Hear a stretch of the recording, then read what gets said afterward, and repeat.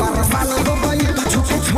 हाँ, नमस्कार दोस्तों, स्वागत करते हैं सभी को आपका यूट्यूब चैनल टारगेट भोजपुरी। जी बता दें कि भोजपुरी गायक खेसारी लाल यादव जी का एक बहुत ही गजब का सॉन्ग आप सबके बीच आ रहा है। जी हाँ दोस्तों, डोली सजा के रखना जो फिल्म है, उसी फिल्म का सॉन्ग है जो कि बहुत ही गजब, बहुत ही हाई लेवल का सॉन्ग है।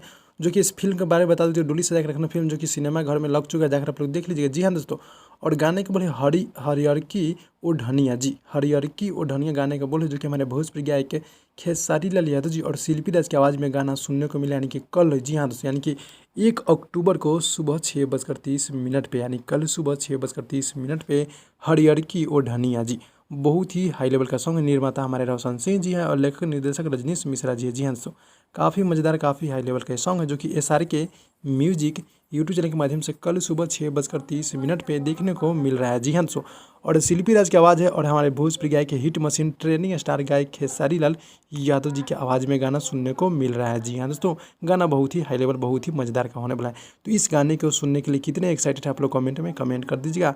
तो भाई लोग मिलते हैं अगली वीडियो में, तब तक के लिए धन्यवाद दोस्तों।